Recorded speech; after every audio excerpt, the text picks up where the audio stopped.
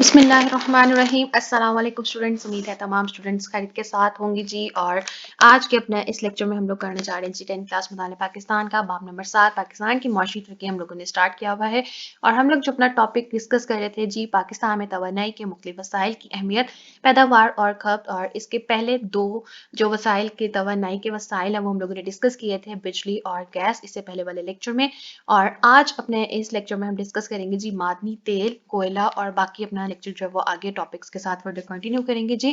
तो इससे पहले हम लोगों ने बिजली और गैस इनकी तमाम डिटेल्स जो है वो आपके साथ देखी थी कि पाकिस्तान में इनकी इंपॉर्टेंस क्या है, प्रोडक्शन किस तरह से हो रही है और किस तरह से ये कंज्यूम किए जा रहे हैं पाकिस्तान में। और आज हम देखेंगे कि ये ऑयल और जो कोल होता है वो हमारे पास एक किस तरह का वसाइल है, इसकी अहमियत कैसी है और इसकी प्रोडक्शन किस तरह से होती है, इसकी कंजप्शन कैसे हो रही है, ये सारा आज अपने इस लेक्चर में देखेंगे। बहुत ये हमारे पास जो थर्ड और फोर्थ हमारे पास तवाने के वसाइल हैं, ये आपके पास शॉर्ट पॉइंट ऑफ व्यू से जो है वो ज्यादा तौर पर पूछे जाते हैं। तो लेक्चर स्टार्ट करने से पहले जी आप सबसे रिक्वेस्ट होती है कि अभी तक आपने चैनल सब्सक्राइब नहीं किया तो काइंडली प्लीज चैनल को जरूर सब्सक्राइब कर दीजिएगा। वीडियो पसंद आए तो वीडियो को जरूर लाइक कीजिए और ज्यादा से ज्यादा शेयर कीजिए। स्टार्ट करते हैं जी। आप ओपन करेंगे जी अपना पेज नंबर 76 हम लोग कर चुके हैं। आप हमने करना है जी पेज नंबर 77 पे, यहाँ पे तक हम लोगों ने जो है वो कंप्लीट किया था अपना लास्ट लेक्चर। तो आज हम स्टार्ट करेंगे पेज नंबर 77 आपका थर्ड पॉइंट से, मादनी तेल यानी कि मिनरल ऑयल। मादनी तेल तवानाई का बहुत बड़ा जरिया है। मादनी तेल की दरियाफ्त 1968 में हुई। आप मार्क करेंगे जी एमसीक्यूज के लिए। ज़ेरे सिंध, कोहिस्तान, नमक, पोटुहार और कोही सुलेमान का दामी इलाका मादनी तेल की पैदावार के लिए बड़ा अहम है। मादनी तेल की तलब में रोज रोज तेजी से इजाफा हो रहा है। पाकिस्तान में मादनी तेल का सालाना इस्तेमाल लगभग 20 मिलियन टन है।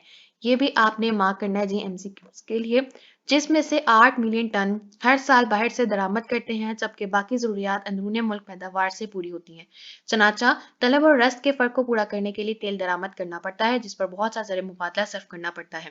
लिहाजा मादनी तेल के अलावा एथेनॉल की पैदावार बढ़ाने की जरूरत है। पेट्रोलियम मसनूआत की तलब में इजाफे की बुनियादी वजह फंड्स ऑयल से बिजली बनाना है, जिसमें रोज बरोज तेजी से इजाफा होता जा रहा है। मुल्की तवानाई की तकरीबन 40% जरूरियात मादनी तेल पर से जो है वो पूरी की जाती हैं। या आप मार्क करेंगे कि मुल्क की तवानाई की तकरीबन कितनी जरूरियात जो है वो तेल से कंप्लीट की जा रही हैं, 40%। लास्ट है जी कोयला। आलमी सतह पर पेट्रोल और उसकी मसनूआत की कीमतों में तेजी का रुझान है, जिससे दुनिया तवानाई के दूसरे तरीके ढूंढने पर मजबूर है। कोयला उनमें से एक है। उस वक्त दुनिया में लगभग 28% तवानाई कोयले से हासिल की जा रही है। ये भी आप मार्क करेंगे कि करंटली कितने परसेंटेज हम जो है वो कोयल को यूज कर रहे हैं, 28%। पाकिस्तान में कोयले के वसी ज़खायर मौजूद हैं, लेकिन इनमें से बहुत कम इस्तेफादा किया जा रहा है। इस वक्त थर्ड कोयले के ज़खायर से इस्तेफादे के लिए बहुत से मनसूबे काम कर रहे हैं, लेकिन इन मनसूबों को मजीद बढ़ाने की ज़रूरत है। तो तेल और कोयल के साथ जितनी रिसोर्सेज हैं उनके ऊपर ज़्यादा काम अभी नहीं किया जा रहा, उनको जो है वो यूटिलाइज करने के लिए कोशिश की जा रही है कि उनसे जो है हम लोग अपने वसाइल को बढ़ा सकें, हमारा ज़र मुबादला बढ़े और मुख्तलिफ चीज़ें जो है वो हम लोग उसको यूटिलाइज कर सकें ऑयल और कोयल के साथ आपस में पैचअप करके मिक्सअप करके, ताकि वो हमारी इकोनॉमी के ऊपर अच्छा इम्पैक्ट दे सके। तो ये हमारा आज जो टॉपिक है कंप्लीट हो गया, जो हमने स्टार्ट किया था लास्ट लेक्चर में।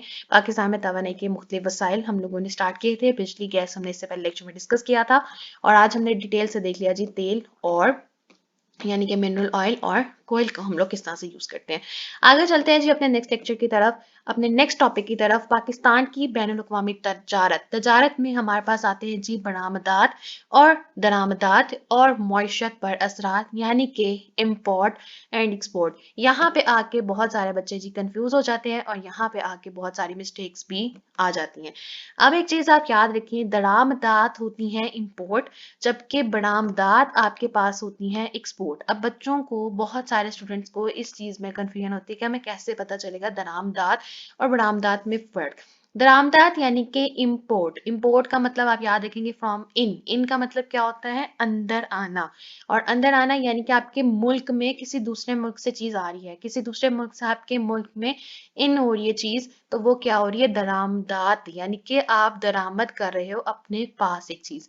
बरामदात एक्सपोर्ट, एग्जिट से आप याद रखेंगे कि एक्सपोर्ट, एग्जिट का मतलब होता है बाहर निकल जाना। बरामद यानी आपने कोई चीज बरामद की, बाहर निकाली, ढूंढ ली, तो वो आपके पास क्या हो जाती है, बरामद का मतलब है मुल्क से बाहर भेजना। तो ये आप लोगों ने इस तरह से ये चीजें याद रखनी, दरामदात यानी इंपोर्ट, ان آپ کے ملک میں چیز آ رہی ہے کہیں اور سے، برآمدات آپ کے پاس آؤٹ ہو رہی ہے، ایگزٹ ہو رہی ہے، ایکسپورٹ یعنی کہ آپ ملک سے اپنے ملک کی چیز کسی دوسرے ملک میں بھیج رہے ہو تاکہ آپ لوگ زر مبادلہ کما سکو۔ جب آپ درآمد کرتے ہو چیز تو آپ اپنا زر مبادلہ خرچ کرتے ہو، اور برآمد کرتے ہو جب کوئی چیز تو آپ کے پاس زر مبادلہ جو ہے وہ آتا ہے۔ نیکسٹ آپ کے پاس کیا آ جاتا ہے جی، یہاں پہ ہے جی ہمارے پاس پاکستان کی بین الاقوامی تجارت اور معیشت پر اثرات، international trade of Pakistan and its impact on the economy, کہ انٹرنیشنل ٹریڈ کا پاکستان کی اکانومی پہ کیا فرق پڑتا ہے۔ اس کو سٹارٹ کرتے ہیں جی۔ پاکستان دنیا کے جس خطے میں واقع ہے اس کا تجارتی نقطہ نگاہ سے بڑی اہمیت ہے۔ پاکستان سمندری، ہوائی اور زمینی راستوں کا مرکز ہے۔ اس کے شمال مشرق میں چین اور مشرق میں بھارت ہے جو مستقبل کی تجارت میں بہت بڑا حصہ رکھتے ہیں۔ شمال میں روس اور وسط ایشیائی ریاستیں ہیں، جبکہ شمال مغرب میں مسلم دنیا ہے جو تیل کی دولت سے مالا مال ہے۔ روس گرم پانیوں تک رسائی کے لیے پاکستان کا محتاج ہے۔ مسلم دنیا کی جنوبی ایشیا اور آسٹریلیا سے تجارت پاکستان کے ذریعے ہی سے ممکن ہے، کیونکہ پاکستان ان ممالک کے وسط میں سے ہے۔ چین وسطی ایشیا اور مشرق وسطی کے ممالک تک آسان رسائی پاکستان کے ذریعے سے ہی ممکن ہے، کیونکہ کراچی کی بندرگاہ کاروباری سرگرمیوں کا اہم مرکز ہے، یعنی کہ پاکستان انٹرنیشنل ٹریڈ میں ایک سینٹر پوائنٹ ہے۔ بہت سارے ممالک جو ہیں ان کو پاکستان کے ساتھ اپنے ریلیشن اچھے اس لیے رکھنے کیونکہ ان کو کسی کو جو ہے وہ اپنی پروڈکٹس کو جو ہے وہ سینڈ آؤٹ کرنے کے لیے کوئی جو ہے وہ بندرگاہوں کو استعمال کرے گا، کوئی ہوائی اڈوں کا استعمال کر رہا ہے، کوئی زمینی راستوں کی جو ہے رسائی لے رہا ہے، تو پاکستان کا جو ہے وہ بین الاقوامی تجارت پہ بہت بڑا امپیکٹ ہے۔ اور آپ کو فرسٹ پیراگراف کو ریڈ آؤٹ کرنے سے اندازہ ہو گیا ہوگا کہ پاکستان ایک کی رول، سینٹرل رول جو ہے وہ پلے کر رہا ہے انٹرنیشنل ٹریڈ کے اندر۔ تو نیکسٹ ہمارے پاس یہ ہے بلو باکس، ترکی کے موجودہ دور میں کوئی ملک بھی بین الاقوامی تجارت کے بغیر نہیں رہ سکتا۔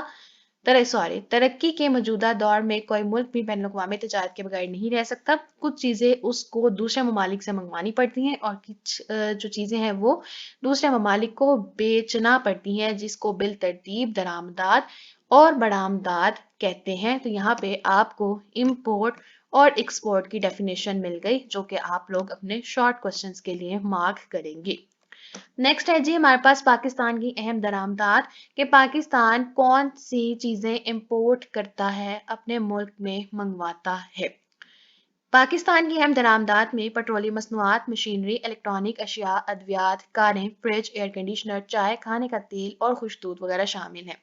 پاکستان کی درآمدات کا تقریباً 30% 6 ممالک سے آتا ہے، جن میں امریکہ، برطانیہ، جاپان، جرمنی، سعودی عرب اور متحدہ عرب امارات شامل ہیں۔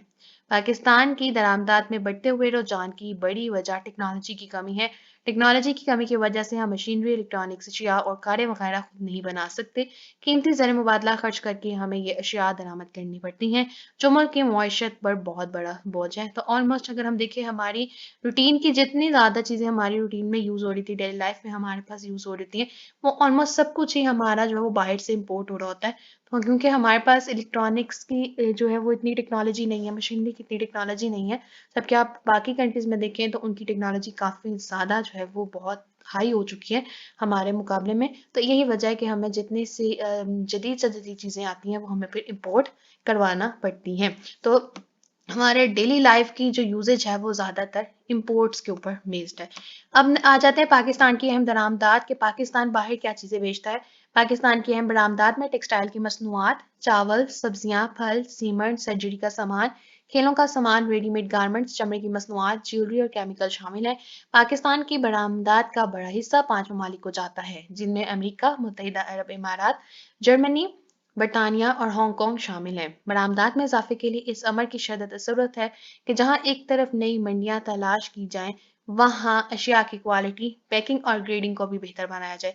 बंद सनती यूनिटों को खोलने के लिए एनर्जी की सूरत हाल को बेहतर बनाया जाए, आला टेक्नोलॉजी का इस्तेमाल करते हुए बेहतर अशिया तैयार की जाए जो इंटरनेशनल मार्केट में मुसाबकत यानी कि कम्पीट उसका मुकाबला कर सकें। क्योंकि अगर हम देखें तो हमारी काफ़ी ज़्यादा लोकल प्रोडक्ट्स की जो है पैकिंग जो होती है वो बहुत ज़्यादा अच्छी नहीं होती, और कुछ चीज़ें ऐसी होती है जहाँ पे क्वालिटी पे भी लोगों ने कॉम्प्रोमाइज़ किया होता है। तो अगर हम इन सब चीज़ों के ऊपर फोकस करें, उन चीज़ों को इम्प्रूव करें, तो शायद हम लोगों को जो है वो इम्पोर्ट जो है वो कम करना पड़े और एक्सपोर्ट ज़्यादा करना पड़े।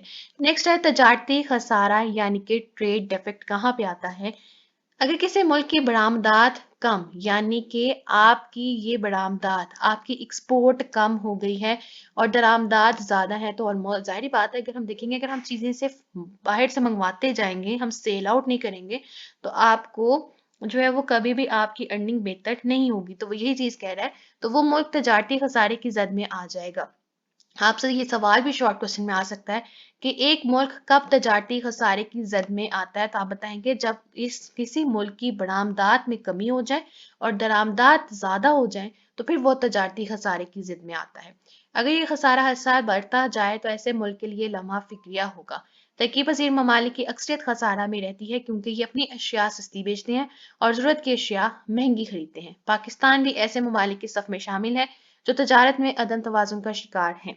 हमारा तजारती खसारा बहुत ज़्यादा हो चुका है। तजारती खसारा बढ़ने की अहम वजूहात ये हैं, या आप मार्क करेंगे शॉर्ट क्वेश्चन के लिए कि अहम वजूहात क्या है तजारती खसारा बढ़ने की। पहली है मुल्की दरामदात के मुकाबले में बरामदात में बहुत ज़्यादा कमी, दरामदी कीमतों के मुकाबले में बरामदी कीमतों में कम आय का कम होना, अमरीकी डॉलर के मुकाबले में मुल्की करेंसी की कीमत का कम होना, कोविड-19 के पूरी दुनिया पर और बिलखसूस तरक्की पजीर ममालिक पर बुरे असरात, यानी कि कोविड-19 इतने टाइम गुजरने के बावजूद भी अभी भी बहुत सारे ममालिक के लिए जो है वो परेशानी का बायस है। तजारती खसारा कम करने के लिए इकदामात, ऐसे क्या काम किए जाए कि हमारा खसारा जो है वो कम हो सके, उसके लिए कौन कौन से स्टेप्स उठाने चाहिए, तो ये भी आप मार्क करेंगे शॉर्ट क्वेश्चन के लिए। और स्टेप्स देखते हैं। दरामदान में कमी की जाए और रुपए की कीमत को मुस्तहकम रखा जाए, बरामदात में इजाफा करना और खाम माल की बजाय अशिया तैयार करके बाहर भेजना, नई से नई मंडियां तलाश करना, अशिया की क्वालिटी पैकिंग ग्रेडिंग और तरसील को बेहतर बनाना, तवानाई की कम कीमत पर और मुसलसल फराहमी, तजारत के हिजा में इजाफा करना और गैर रवायती अशिया की बरामद की हौसला अफजाई करना। तो ये था जी हमारे पास आज का लेक्चर जो हम लोगों ने कंप्लीट कर लिया, और हमने देखा जी पाकिस्तान की बैनुल अक़वामी तजारत और उसकी मईशत पर असरात, और हमारे जो वसाइल थे हमारे पास पाकिस्तान के, उसके जो 2 पॉइंट्स रह गए थे वो हमने डिटेल के साथ डिस्कस किया। नेक्स्ट इंशाल्लाह अपने लेक्चर में हम लोग देखेंगे पाकिस्तान की बंदरगाहों और खुशगवादियों की अहमियत हम लोगों ने डिस्कस करनी है। मुझे उम्मीद है कि आप लोगों को आज का लेक्चर समझ आया होगा। इनकेस कोई भी डिफिकल्टी, क्वारी, कोई भी क्वेश्चन, कोई भी ऐसी चीज़ जो कोई मुझसे बताने में रहेगी हो तो आप लोग जरूर पूछ सकते हैं। और लास्ट में मेरी आप सबसे सिर्फ एक रिक्वेस्ट होती है कि अगर अभी तक आपने चैनल सब्सक्राइब नहीं किया तो काइंडली प्लीज चैनल को सब्सक्राइब कर दीजिए। वीडियो पसंद आए तो वीडियो को जरूर लाइक कीजिए और ज़्यादा से ज़्यादा शेयर करें। Thank you.